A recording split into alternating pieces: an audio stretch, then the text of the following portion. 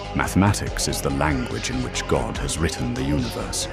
Without it, one wanders about in a dark labyrinth. With it, every star becomes a word, every curve a sentence, and every law of nature a paragraph in a grand, infinite book. Oleg majored in economics at Columbia before earning his MBA from MIT and completing graduate work at Harvard. He has over 20 years of experience across venture capital and growth equity, founding Argo Ventures, Reserve, Altai Ventures, and in addition, spending some time at Bear Stearns. I'll let him introduce himself to you guys. Nice to be here with you, Wes. Really pumped about the podcast series that you launched, and when you reached out about being part of it, didn't hesitate. I'm a big fan of giving back to students, and hopefully, not sure how special of a guest I am, but hopefully I can share a couple of nuggets of wisdom, that I've picked up along my path. Okay, so we are going to start today talking about some of your undergraduate work and your early career at Bear Stearns. So, how did that work that you did, at Columbia and Harvard kind of translate into your original career in investment banking at Bear Stearns? Well, I guess I would say first of all, there's two separate parts of the question here. Like, you got to unpack what the role was and what I actually did at Bear Stearns, and then I can sort of say, what did I apply from my university studies to it? I did, when you mentioned Harvard, those were executive education sessions that I'd done much later on in my life. I could probably apply some of those, share some of those learnings and how they applied later on. But as far as Bear Stearns, leaving university, so I joined their investment banking division, and this was in the early 2000s. And frankly, it was a way to just explore and learn about the world through numbers. That's how I sort of viewed it. I wasn't a finance major. We had a couple of finance classes, but really the studies that I had were more humanities oriented. And so there wasn't necessarily, an immediate quote unquote, hey, business school application to your work, right? And as an investment banking analyst. And um, and actually that was it's an important thing to note because when in my analyst class was probably like 60 or so, colleagues. And the studies at Bear, what they showed was that when we started all at the same time, those who studied undergraduate, finance and business versus those who came from more of the humanities backgrounds, the humanities folks were at a massive disadvantage from day one. I remember the training program that we had in the summer. I mean, they were running circles around us, and I was like, man, how the hell am I going to keep up? How am I like this is crazy. I felt so out of place. Like, did they sure they got the right guy? you know, and and the reality was that throughout the course of the training program, throughout the course of doing the work, actually on the job, you sort of like 6 months in got to the same place. And what ended up happening thereafter, and of course I'm generalizing, don't get me wrong, like can't point out individuals, specifically because people went on to do amazing things out of that entire class. But the humanities folks were able to what they studied was a way to reflect on human nature, how their philosophy and like asking questions that were critically analytical of how the world worked, what drove humans, to make certain decisions, how to connect with human beings, right? And so when you started to overlay those fundamentals of finance with those sort of intangibles, you just started to much more creatively problem solve and think differently. And that is the piece that I would say um, is probably not spoken about enough when you say sort of, hey, how did your studies apply to your job on? I think you were probably more implying like fundamentals of like calculus and stuff like that. You know what I mean? As opposed to some of the other areas of study. So that's an important one to note.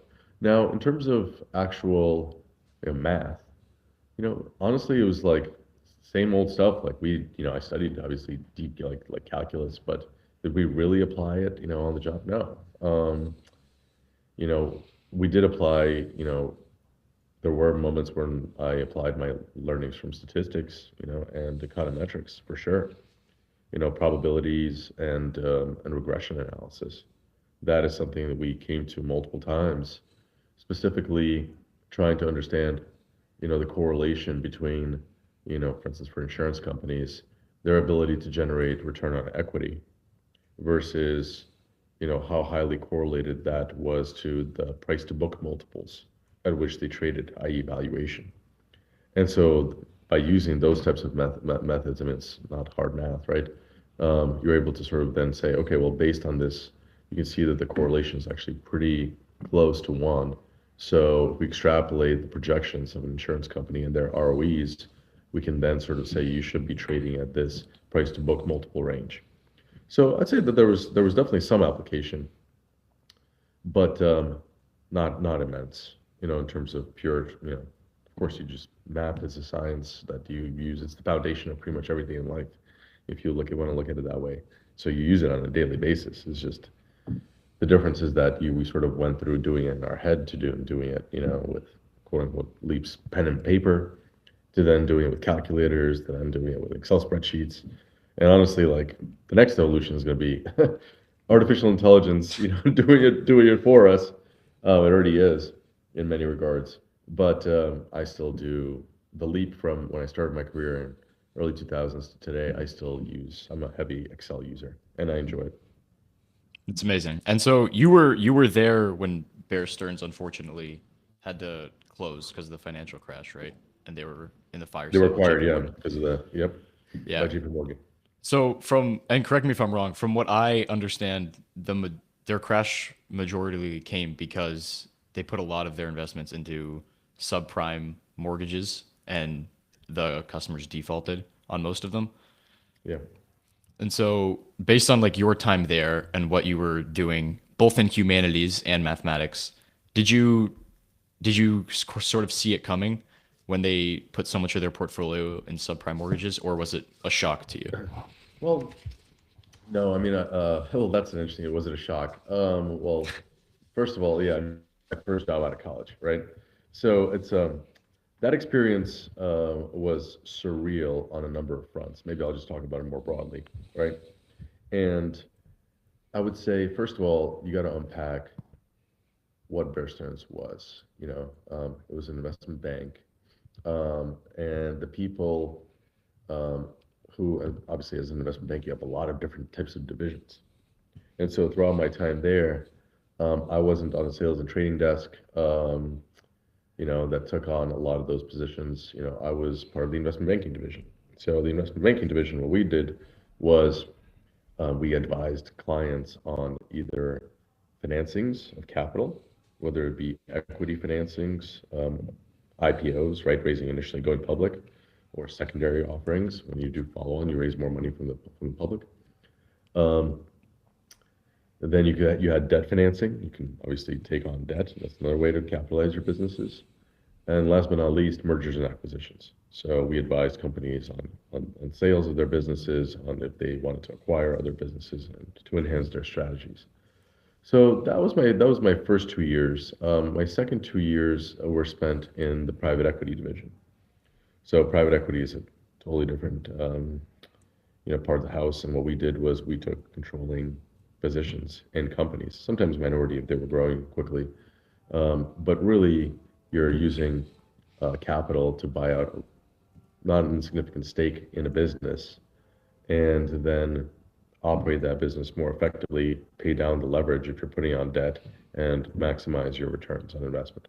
So those were the two divisions I was part of. So for me, I was out of school, especially being humanities, studied economics, but, really gravitated towards taking more economics history classes because I really wanted to study history. My parents really wanted me to study economics.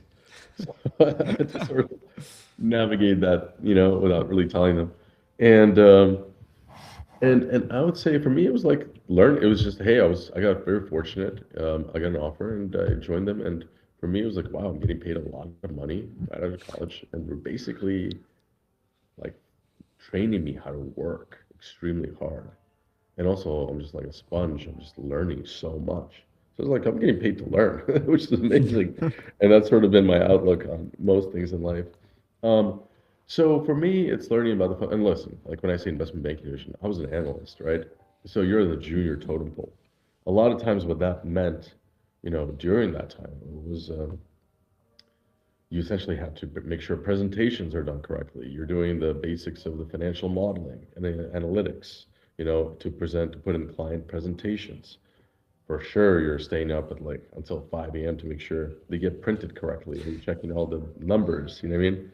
Ticking and tying, everything in preparation for the meetings, which by the way, on 2 hours of sleep, you have to show up and present well and be there, even though you sat silently, so that's how I sort of view that experience. And that I foresee, it wasn't just Bear Stearns, right? It was a complete macroeconomic, financial crisis that, on a scale we hadn't seen, and frankly, I think ever, Ever, yeah. given the interconnectivity. So no, of course I did not see. I did not see it. Very few people did. There were those who saw it, right?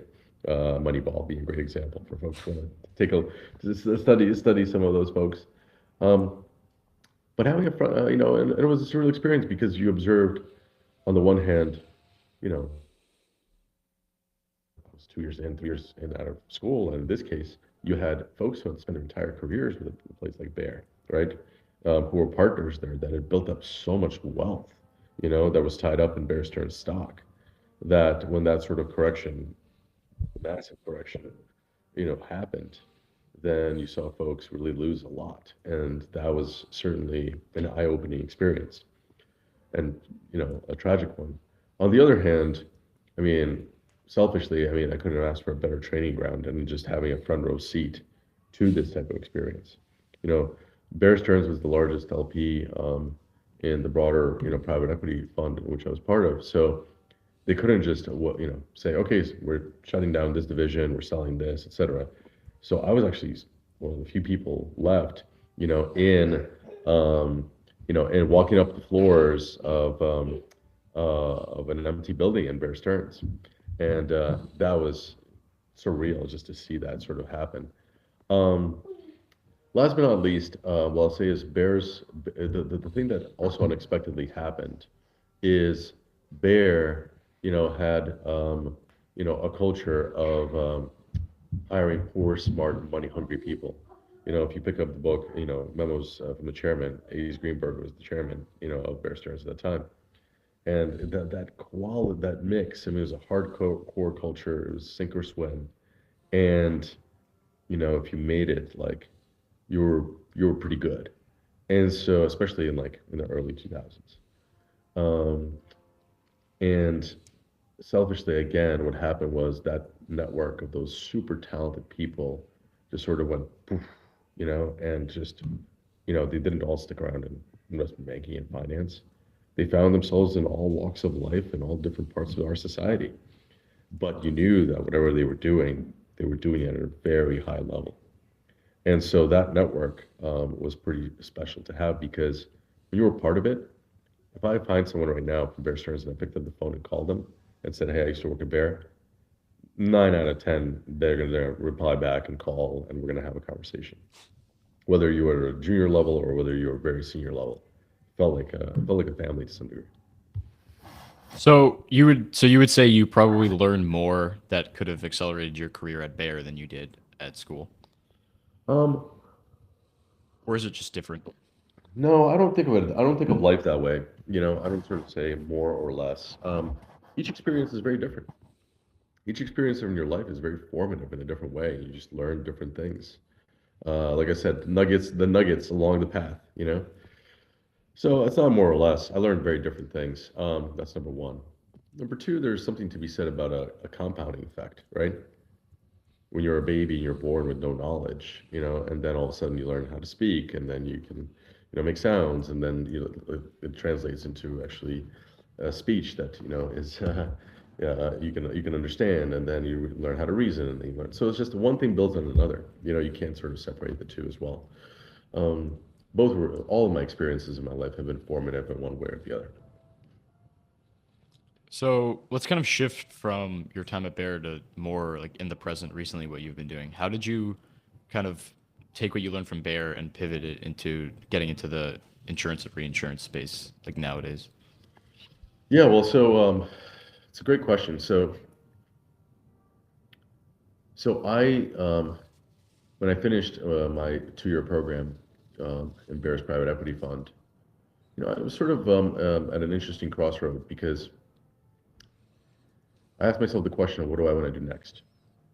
The traditional path that most people had gone to is to go get their MBA. And, and for me, that was certainly a consideration. But I don't like to do things because other people do them. I sort of like to do it, I'm sort of like to write out my own path. And and I also love academia, so I sort of said if I'm going to do it, I definitely wanted to do it, but I just wanted to do it on my own terms and when I had more under my belt in terms of like real world life experience. So the two choices I had was I was exploring an emerging markets investing opportunity. I was really interested in sort of going back to my Eastern European roots and maybe exploring those markets. And then the second option I was exploring was I said I really like financial services. My mind always gravitated toward. I was in investment banking. I should have said I was part of the financial services, the FIG group, financial institutions group. That's what it was called. And so I loved understanding complex, weird businesses that are not as straightforward as a cookie shop, right? So that's insurance companies, banks, and they're sort of just the cornerstone of like our economy, and our way of working and living. So for me, that was really fascinating. I also really love just like to tinker with like money when I was a kid. So pipe dream has always been like to start a bank or run a bank. You know what I mean? So it's sort of naturally made sense. And math was my favorite subject in school. So so for me, I said, okay, well, if I really like financial services, I really have to, in order to be a good financial services investor, I actually have to go and understand how they operate from the inside out. Because it's one thing to read a document, a 10K disclosure, and you can say, okay, well, here are the numbers. But you actually don't know how the sausage machine of putting out risk on the balance sheet works. Who's making those decisions at what pace? I mean, I'm simplifying. We stick with insurance. I mean, there's so many different types of insurance, right? Yeah. From insuring life or health or commercial insurance, personal auto. I mean, you can insure satellites in space, Kim Kardashian's assets. I mean, you name it. Like all of those things have insurance policies. It's a real thing.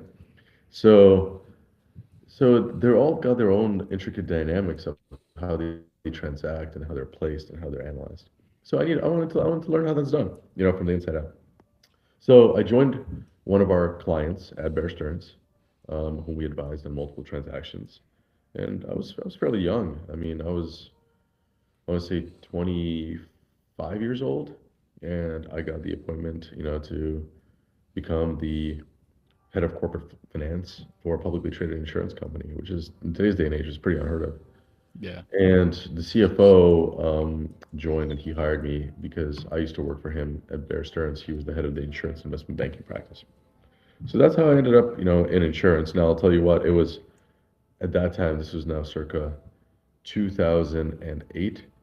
And going from, hey, I'm a private equity investor to on Wall Street to, hey, I work as part of an insurance company, that was not a popular move.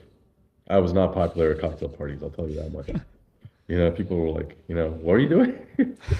uh, and especially at the time, I was already, in a serious relationship with my future wife, and so, it's definitely interesting. Uh, but and so that's how I ended up in insurance, and it was an unpopular quote unquote decision, as I mentioned, but it was one rooted in independent thought. And that I couldn't underline that. I can't stress that enough because I said, this is the piece that's missing. I looked all around my colleagues who were doing private equity investing, and they never built businesses. They never operated businesses for the most part.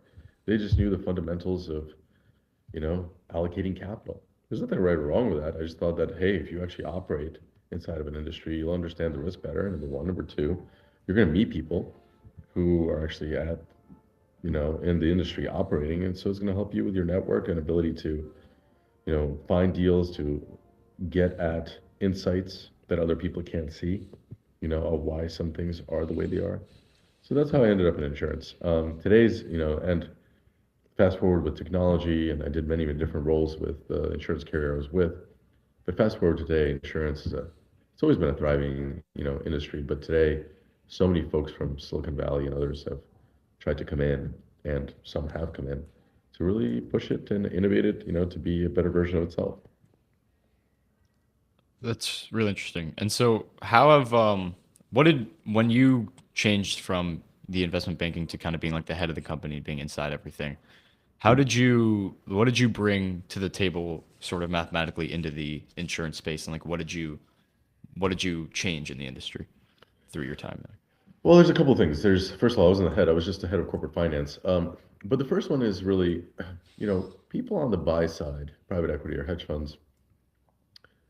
It's basic math, but people are just wired, to think about what drives an investment in a very intuitive way. So there's only three ways to make money, you know, in life, period. And you can apply it to anything you want. You want to know what those are? I would like to know what those are. All right. The first one is buy low, sell high. The second is operational improvements. You buy something, you significantly improve it, and all of a sudden it's worth more, right? And the third is it's called leverage. Instead of using your own money, you can actually use other capital. Mostly leverage is synonymous with debt, right? So you can borrow to then finance a company like a mortgage, right? And then over time, with the improved operations and profits, you pay down that debt, and your equity is worth more. You owe more of the company. That's so the combination of those three things is what in anything drives return. So what I mean by that is, for instance, let's apply it to in the framework of in the context of a business. Um, Pick a business, any type of business. Just give me an example that you want to go with. AWS. Okay, so so let's imagine we come in and we say, great, um, AWS is trading at pick a multiple. It's probably trading on a revenue multiple because technology is obviously offering, and so we buy it at let's make up theoretical numbers, 10 times revenue, and then when we go to sell to someone, we sell at 12 times revenue, right? That arbitrage, buy low, sell high, is in that multiple range. You with me? Yeah, I'm with you. So let's imagine the revenue was $100, right?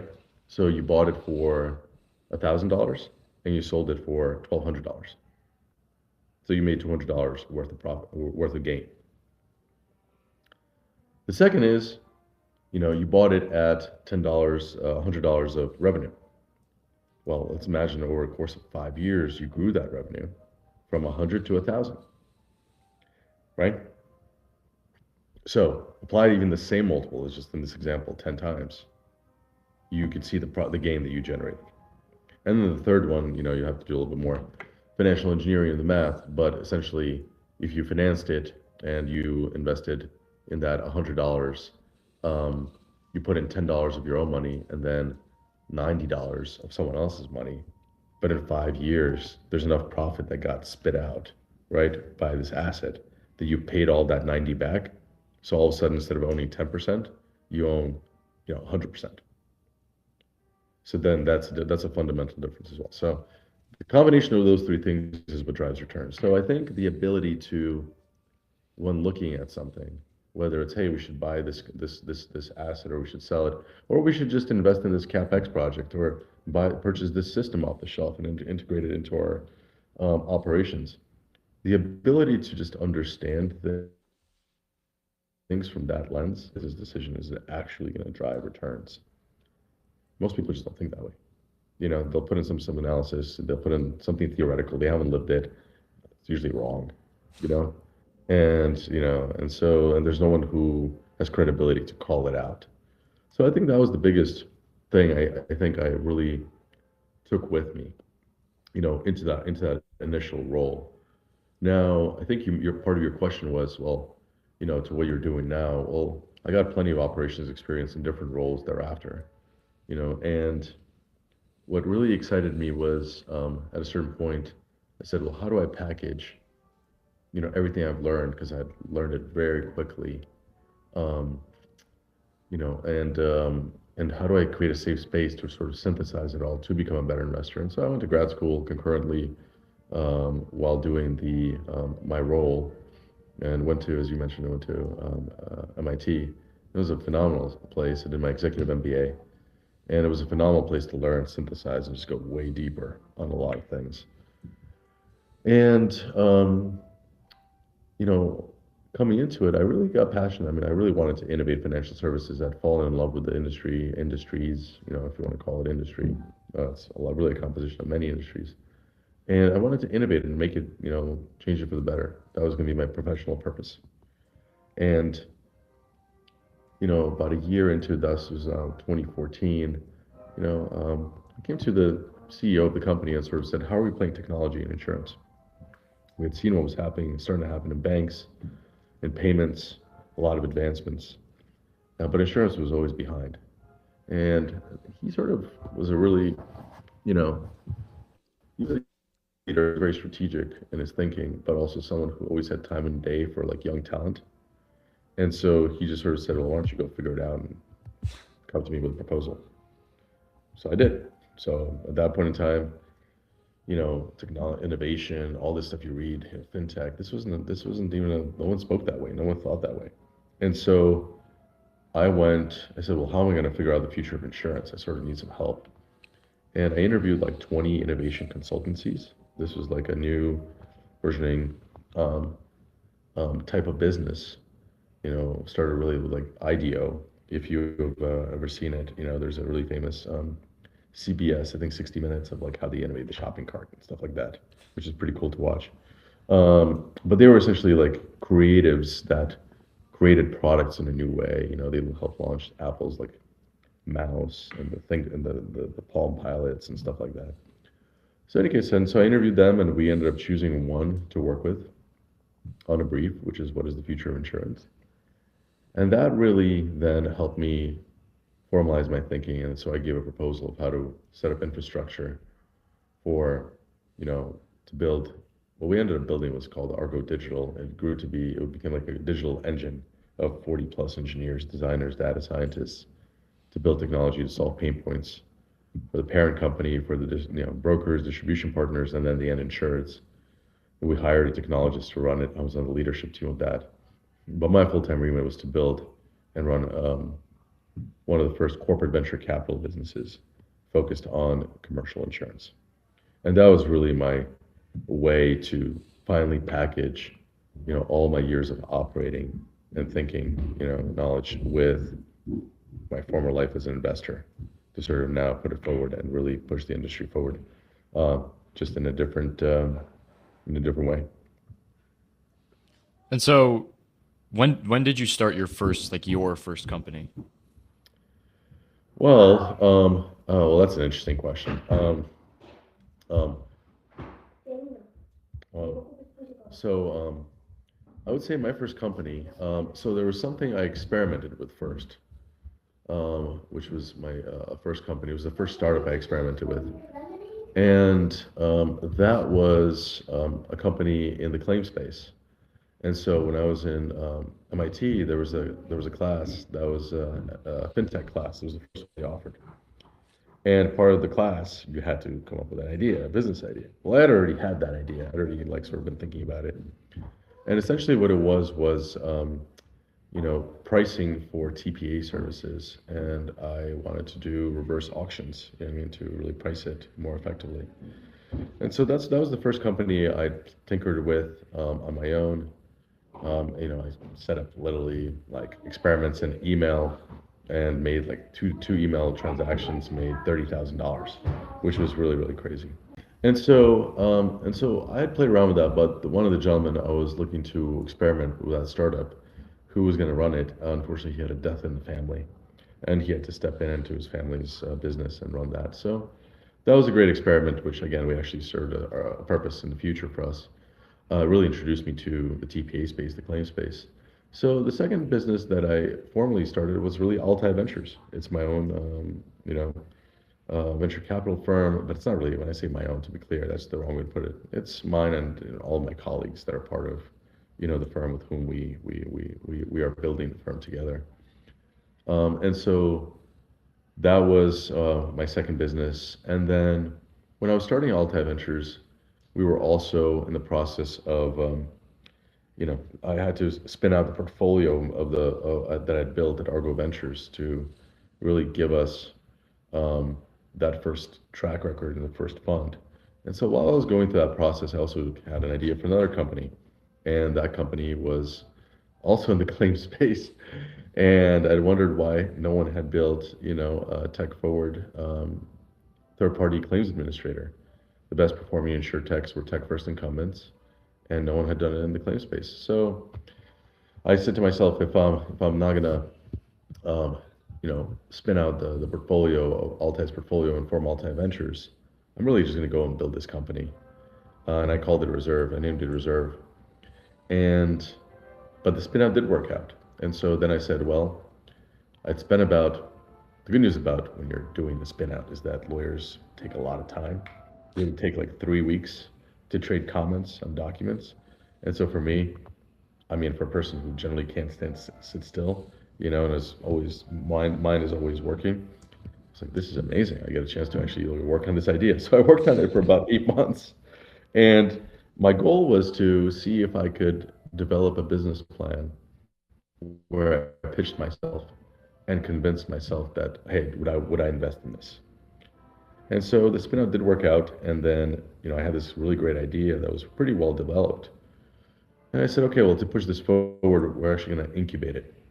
We're going to really become the largest investor, and we're going to hire a team of co-founders to me, and bring other parties around the table to really take it forward. And so, I was fortunate enough to have, another great investor come and be a part of it, and that's Bain Capital Ventures. And then also had, a firm called Runyon Design that does a lot of more I wanted them to put more meat on the bone of what I'd already built and done. And they do a phenomenal job of that. And then last but not least, we wanted the first customer, the first unfair advantage. And you needed a really forward-thinking insurance company. And so we had a firm called Accelerant, sort of play that role. And they're really also a remarkable organization. But we also brought other insurance carriers who were investors. And then, of course, we were very fortunate to be able to attract, an incredible CEO and CJ from Snapsheet, who really knows the claim space, really well, and has spent 15 years, innovating in it before. That was the third company, and then, since then, following Reserve, we really developed an incubation playbook. And so about more than half of our business is we build companies from scratch. And the other half is we just, do traditional VC investing. And so if we were to think about how many companies we've been a part of in building, there are many at this point. I mean, I don't even know. I'd have to guess, but probably another 10. That's okay. And so let's talk a little bit more about Reserve. And so I know you guys use artificial intelligence in some of the stuff you do. How does that process kind of work when you're doing it to help optimize like the claims process, and also, yeah, just how do you implement artificial intelligence in the business? Well, everything starts off with a great engineering team, of course. And, again, I'm not day to day, on the reserve team, but I have the benefit of observing their output. And so we've got an incredible engineering team that's well versed in everything, in artificial intelligence. And it's applied in many parts of the business. I guess one example that I can share with you is that we had thought about is coverage determination. So in the past, and whereas you got to also ask the question is like, where is artificial intelligence really good at today? It's really good at analyzing a whole lot of data, very quickly, and really summarizing it and giving you, inferred inferences, for you to make a decision on, right? And so when you think about insurance companies, you would think that that's the natural application of it, and it's the right thought. Now, the issue is that the quality of the data is highly important. So in order to get a good quality data, in the case of reserve, you can either convince people to give you that claims data, which is almost impossible. No one's going to give that to you. And number two, um, we could start processing claims ourselves with claims adjusters, And then collect that data and from. then collect that data. Yeah. And that was the thesis. That was the idea. Now we wanted to process claims way better than the industry, which we achieved with better, smarter claims adjusters. But we collected a really rich data set, which we can then apply sophisticated technology like AI to it. So in the case of coverage determination, today, and I remember CJ doing this demo, which was really extraordinary, in front of an audience. He was on his phone, and he said he texted reserve chat and he said, "Hey, I'd like to submit a claim." And he was also then showing how you could just do it with voice, etc. And he was just making up as you go facts. Hey, I'm standing by a tree and a lightning hit a tree and the tree just fell on the roof. And the roof, then collapsed onto three cars. And then one of them caught fire, etc. And so the system with AI was already trained to ask very concrete follow-up questions based on the inputs it was given in order to effectively fill out the claim form, the FNOL, first notice of loss.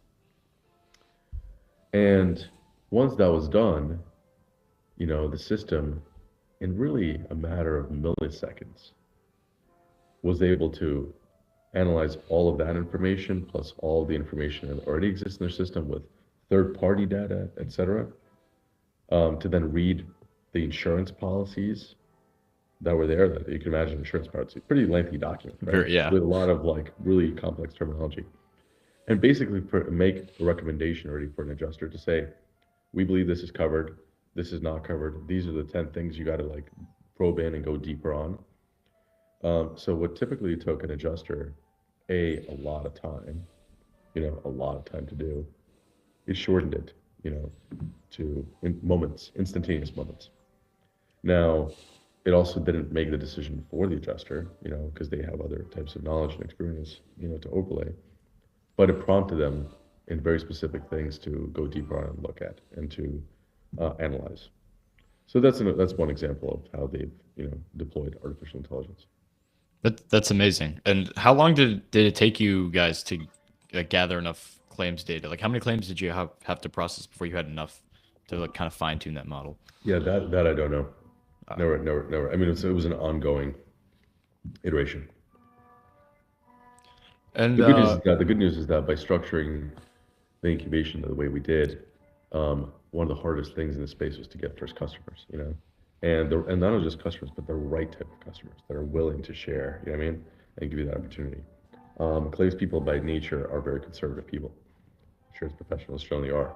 So we were fortunate that the company scaled very quickly, and so we had a lot of data points to work with. That's good.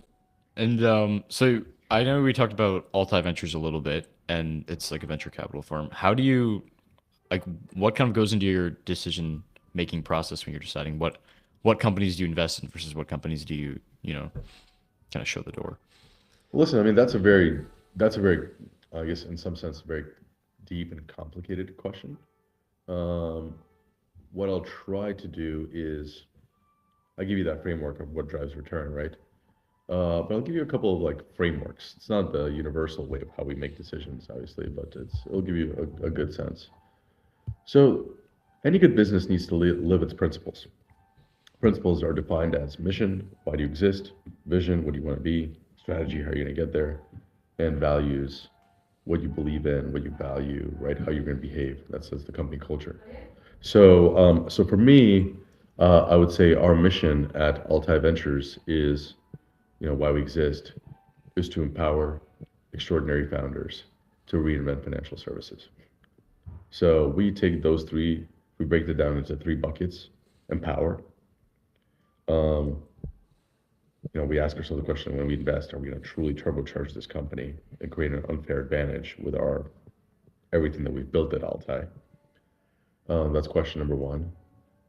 Extraordinary founders, we say, are these extraordinary founders that we're backing? So much of our early, we're seed stage investors, pre-seed, like we're the earliest stages, sometimes in the Series A. So much of it has to do with business model design, with, um, just the right time in the market, deep analysis. But ultimately, it's the people you're backing to build it is by far the most important ingredient. You can't have that ingredient and not the rest. They also need to come together to bake a nice cake, nice tasting cake. You know what I mean? To make a successful startup. But we ask the question of, are they extraordinary founders? And what constitutes extraordinary founder, right? I mean, we sort of think about it in the context of, does this founder just have really deep subject matter expertise in a very specific niche? Like we backed these two founders that were reinventing surety bonds for small ticket surety bonds, and like they just came from the surety space and the agency space and knew everything there is to know about that. And so they had deep domain knowledge and an unfair advantage there.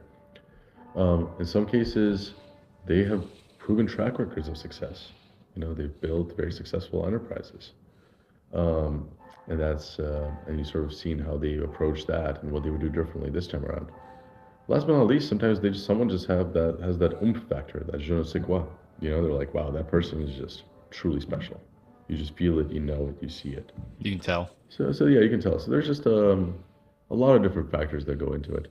Now, and the last one is reinvent financial services. For us, it can be as big as, you know, change how the way people bank to, innovate how surety bonds, our process. So because we believe that, you know, it's not that one thing is going to change everything. It's really just a brick by brick. In some cases you have 10 bricks, in some cases you have one brick, in some cases you have 100 bricks. But it's ultimately that. So if you think about innovation, it's going to come together through that. Now, that's one way we look at it. The other framework I would share with you, and I think it would be interesting to you and just your audience because it's a fun example, is I remember, I was at MIT used to put on a fintech conference, and I happened to be moderating a panel on one of them. And a couple of sessions before mine was this gentleman by the name of Kevin O'Leary, doing a sort of a keynote. And Kevin is really well known for many things, but probably in public more so is being Mr. Wonderful on Shark Tank, sort of the ball guy. And so I said, oh, I'm curious, what is this guy going to say? Like, let me go check out his session. And so I came up and I listened. And first of all, that session was extraordinary. I mean, truly a lot of insights and learnings to this day. But one of them was, he said, we took about 6 seasons worth of Shark Tank data, and we put some data scientists on them. And at that point, it was like we were using data scientists. It was a term, right? Statisticians. And we wanted to analyze the data to understand what made the winners be the winners. And of course, through a lot of analysis, they sort of figured out really what they believed they have figured out was that there were 3 factors that made the winners the winners. The first one was the winners were able to articulate and describe in 60 seconds or less what was the problem they were solving and the solution that they had to offer. So very to the point, very succinct. Number 2, they were able to demonstrate that they were the right founders to solve this problem, right? I'm making it up.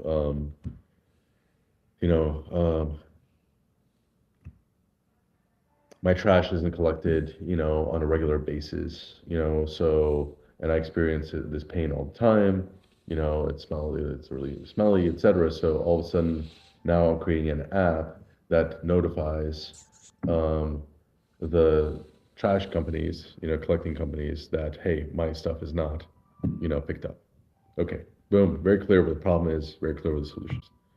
Well, Oleg, why are you the right person? Well, I happen to operate in,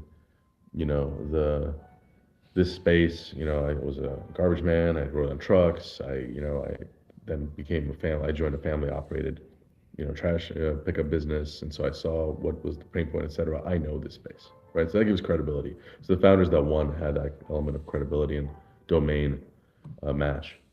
And last but not least, they knew their numbers inside out. They could say, okay, I need this much capital to get these types of orders and get off the ground. My pipeline is these types of households with this many, this much unit economics per household, and therefore the return on investment can be X, Y, Z, based on this investment. So that's really it. So when we think about now, if I zoom out and bring it back to your original question, is like what makes us select an investment? Usually, most pitch decks, you know, follow that type of design. Pain points, solutions, team, numbers, right? And you just keep on double, triple clicking into those buckets to really synthesize it all together. So yeah, I'd say like that's just a broad framework for how to think about and then how you make money in investing. That other framework, package those two together. That's sort of like pretty intuitive stuff. And then we go pretty deep into can we live our mission? Can we empower these founders? Of course, we think about price as well. Oh yeah. All the framework. Are we getting in the right price valuation? AWS may be a great investment, now, but gosh, Amazon was a way better investment at the seed stage, of course, and you got to consider risk adjustment. But yeah, that's what I would say. There's much more that goes to that. Working on some of the things. Oh yeah, well, yeah, that's a really good answer. Thank you for that. And I just have two more questions, and then Sure. I'll let you go. But circle back to like kind of our big essential question of the episode, based on like everything we've talked about so far. In your opinion, how do you think math can be utilized in the field of venture capital and insurance to kind of optimize profits and return for people like yourself? I mean, listen, like as I said before, it's not math is the foundation of these professions. You know what I mean? So it gets used on a daily basis, full stop. Um, so I don't think the math hasn't changed. What's changed is the approach to it, right? Meaning you could have a human actuary, doing the regression analysis and being the statistician, or you can have artificial intelligence do it. Like I said before, they were using, notebooks and pens and tables, and now and then they move to calculators and Excel. So it's I would say it's just it's the foundation of these industries.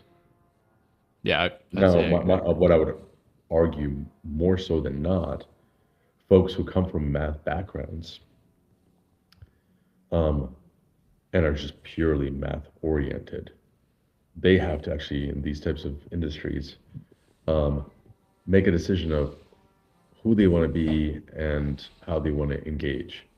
Because in the field of venture capital, while it's really your product is your financing, right? You're giving capital to ventures, right? That's the product, early ventures. You have to be good at it. You have to be able to be deeply analytical and an introvert in that regard. But you also have to be an extrovert and be able to connect with people. If you want to build something, if you want to create something, you have to work with people. Yeah, that kind of ties back into the whole humanities thing that you were talking about earlier too. So it's yeah. Absolutely. And you have to understand what wires people, how they're driven, et cetera.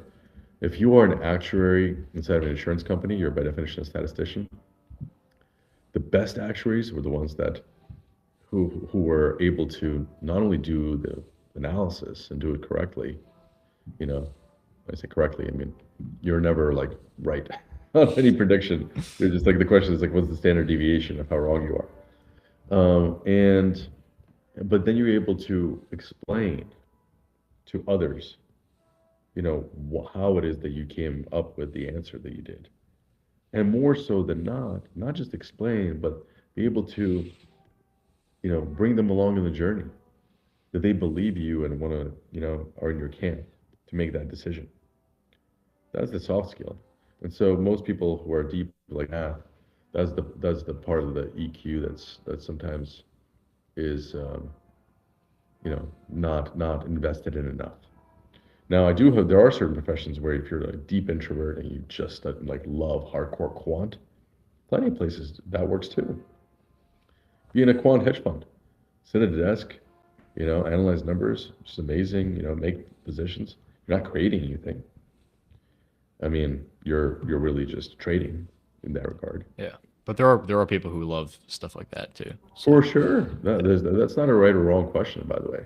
That's just more about, and more importantly, knowing thyself. You have to really take the time. You don't have to. I think people should take the time. I mean, I did it for decades, just having a moleskin or notebook in my pocket, writing down my observations about myself and why I am the way I am, what wires me, what triggers me, the way I learn, how to engage with others. And, it's about finding the right place for yourself, in society and on our planet. so that kind of does tie into my last question, and then I can let you go. But I ask all my guests, this is the last thing, but what would be your advice to any students who love math and are looking for kind of a math driven career? Honestly, that literally would be my answer. Is like I love math. I would say first, my first piece of advice would be, you know, um, just like follow your instincts and your intuition. If you love math truly, and really understand why it is that you love it. What drives that passion? Is it problem solving? Is it coming up with a solution and then applying it? You know what I mean? And seeing that application yield real results, right? You gotta, it's not enough to sort of ask, okay, I just like it. You gotta go much deeper on what is the underlying element of it, right? The root cause. Um, and those are gonna be little insights, that are gonna propel you to make a decision of which career choice is better or not. That's number one. Number two, when I was sort of like growing up in my career, this was before it was like you stick with a job and you go, you're like a career, like a lifer, right? In my generation, it was like 2 years, 2 years, 2 year programs, etc. Like one piece of advice I would have is like, and one of the things you can take away from startup world is, and you can apply it to your own life, is constant like early iteration. You can don't have to go do like a job, as a lawyer for 2 years to figure out law is not for you. What you could do is go and convince some lawyer that you can shadow them for a week and actually like learn and observe on the job. And in a week, you'll already, well, it's not a full data set, but you'll have some inclinations of like, this is for me or this is not. And again, anytime you have those emotional reactions of like, wow, that's interesting, or that's really cool, or that's fascinating, or this is totally boring, those are inputs into your own decision making. And you can sort of by process of elimination very quickly start to narrow down the things that are you're drawn to. Now that's purely like based on interest and profession. Of course, you then have to overlay of like more philosophical questions of what drives you and what do you want to get out of life, you know, and what kind of life would you like to lead and have? And that's contribution, that's financial positioning, that's like family, So there's a lot of other things that you sort of got to start to overlay, when thinking about your career. At least I would. Otherwise, you wake up and you sort of